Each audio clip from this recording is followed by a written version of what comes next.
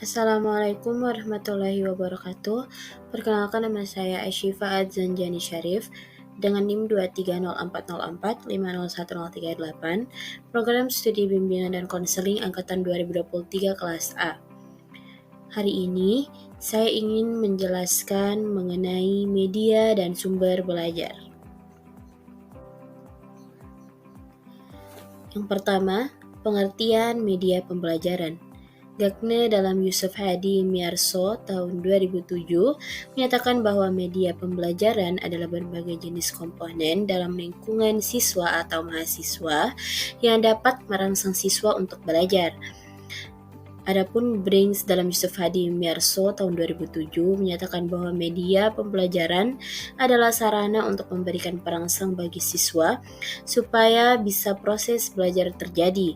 Media pendidikan atau pembelajaran berkembang sejalan dengan perkembangan ilmu dan teknologi, perkembangan dari media visual, audiovisual, televisi, komputer, hingga teknologi modern lainnya.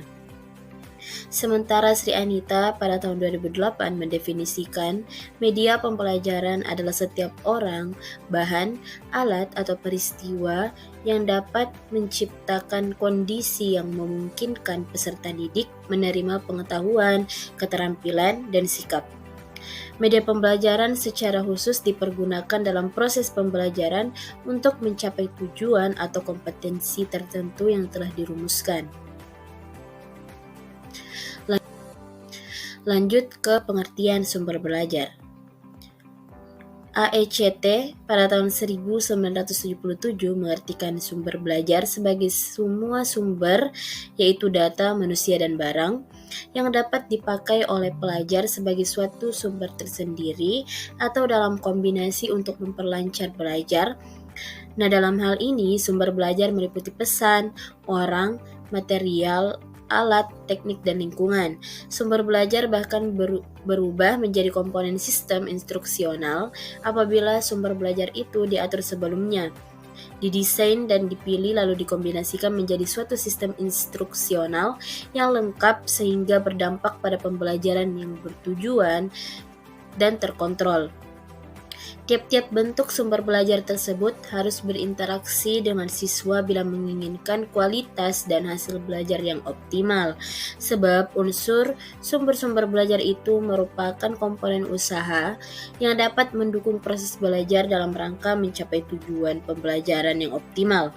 Maka, perlu kiranya ada organisasi pengelolaannya, dan mengingat kenyataan yang ada bahwa keterbatasan dana dan tenaga yang mendukung sumber-sumber belajar itu juga dipandang perlu adanya suatu strategi pengelolaan yang efektif dan efisien. Lanjut ke macam-macam sumber belajar. Jika kita tinjau dari pemanfaatannya, sumber belajar terbagi menjadi dua, yaitu belajar yang didesain dan sumber belajar yang tinggal pakai atau dimanfaatkan. Nah, yang pertama itu sumber belajar yang didesain. Sumber belajar yang didesain merupakan sumber-sumber belajar yang secara khusus dikembangkan sebagai komponen sistem instruksional, yang dimana diharapkan dapat membantu kemudahan kegiatan belajar yang bersifat formal ataupun non-formal dan mempunyai tujuan tertentu. Dengan demikian, sumber belajar jenis ini harus dianalisis, direncanakan, dan kemudian baru dikembangkan sesuai dengan kebutuhan, tujuan, dan materi, serta karakteristik si belajar atau siswa agar hasilnya benar-benar dapat memudahkan belajar. Yang kedua, ada sumber belajar yang dimanfaatkan. Sumber belajar yang tinggal dimanfaatkan yaitu sumber-sumber yang tidak secara khusus didesain untuk keperluan pembelajaran, namun dapat ditemukan, diterapkan, dan digunakan untuk keperluan belajar. Lanjut ke peranan media dan sumber belajar. Yang pertama ada peranan media pembelajaran. Menurut Ahmad Rohani pada tahun 1997, ada beberapa peranan media pembelajaran. Yang pertama yaitu media pembelajaran mengatasi perbedaan pengalaman pribadi peserta didik. Yang kedua, media pembelajaran mengatasi batas-batas ruang kelas. Yang ketiga, mengamati benda yang terlalu kecil. Yang keempat, mengamati benda yang bergerak terlalu cepat ataupun terlalu lambat. Yang kelima, mengamati suara yang halus untuk didengar. Yang keenam, mengamati peristiwa-peristiwa alam. Dan yang terakhir, media pembelajaran berperan membangkitkan minat belajar yang baru. Yang kedua, ada peranan sumber belajar. Sama halnya seperti media pembelajaran, sumber belajar juga memiliki peranan. Yang pertama, menjembatani anak atau siswa dalam memperoleh pengetahuan. Yang kedua, mentransmisi rangsangan atau informasi kepada anak atau siswa. Maksudnya ungkapan transmisi dalam konteks ini mempunyai dimensi banyak dan dapat dikaitkan dengan pertanyaan-pertanyaan apa, siapa, di mana, dan bagaimana. Pertanyaan-pertanyaan ini amat berguna sebagai alat bantu mengorganisasi dimensi untuk sumber belajar. Lanjut ke manfaat media dan sumber belajar. Nah, yang pertama itu ada manfaat media pembelajaran. Secara umum, manfaat media dalam pembelajaran adalah memperlancar interaksi guru dan siswa dengan maksud untuk membantu siswa belajar secara optimal. Namun demikian, secara khusus, manfaat media pembelajaran seperti dikemukakan oleh Kemp dan Dayton pada tahun 1985, yaitu yang pertama, penyampaian materi pembelajaran dapat diseragamkan. Yang kedua, guru mungkin mempunyai penafsiran yang beraneka ragam tentang sesuatu hal. Melalui media, penafsiran yang beraneka ragam ini dapat direduksi sehingga materi tersampaikan secara seragam. Yang ketiga, proses pembelajaran menjadi lebih menarik.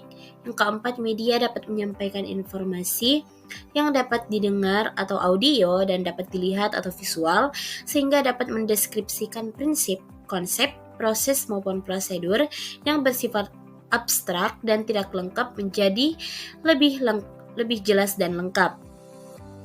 Yang kelima, ada proses pembelajaran menjadi lebih interaktif. Yang keenam, jika dipilih dan dirancang dengan benar, maka media dapat membantu guru dan siswa melakukan komunikasi dua arah secara aktif. Tanpa media, guru mungkin cenderung akan berbicara satu arah kepada siswa. Yang ketujuh, yaitu jumlah waktu belajar dapat dikurangi. Yang kedelapan, seringkali terjadi para guru banyak menghabiskan waktu untuk menjelaskan materi ajar, padahal waktu yang dihabiskan tidak perlu sebanyak itu jika mereka memanfaatkan media dengan baik. Yang kesembilan, ada kualitas belajar siswa dapat lebih ditingkatkan. Yang terakhir, penggunaan media tidak hanya membuat proses pembelajaran lebih efisien, tetapi juga membantu siswa menyerap materi ajar secara lebih mendalam dan utuh. Lanjut ke manfaat sumber belajar. Yang pertama itu meningkatkan produktivitas pembelajaran dengan jalan. Maksudnya, mempercepat laju belajar dan membantu guru untuk menggunakan waktu secara lebih baik dan mengurangi beban guru dalam menyajikan informasi sehingga dapat lebih banyak membina dan mengembangkan gairah. Yang kedua, memberikan kemungkinan pembelajaran yang sifatnya lebih individual dengan cara yang pertama itu mengurangi kontrol guru yang kaku dan tradisional. Yang kedua, memberikan kesempatan bagi siswa untuk berkembang sesuai dengan kemampuannya. Lanjut, yaitu memberikan dasar yang lebih ilmiah terhadap pembelajaran dengan cara perancangan program pembelajaran yang lebih sistematis dan pengembangan bahan pengajaran yang dilandasi oleh penelitian. Yang keempat, lebih memantapkan pembelajaran dengan jalan meningkatkan kemampuan sumber belajar dan penyajian informasi dan bahan secara lebih konkret. Yang terakhir, memungkinkan belajar secara seketika. Maksudnya, mengurangi kesenjangan antara pembelajaran yang bersifat verbal dan abstrak dengan realitas yang sifatnya konkret, dan memberikan pengetahuan yang sifatnya langsung. Mungkin itu saja dari saya. Kurang dan lebihnya mohon dimaafkan. Wabillahi taufiq wal hidayah. Wassalamualaikum warahmatullahi wabarakatuh.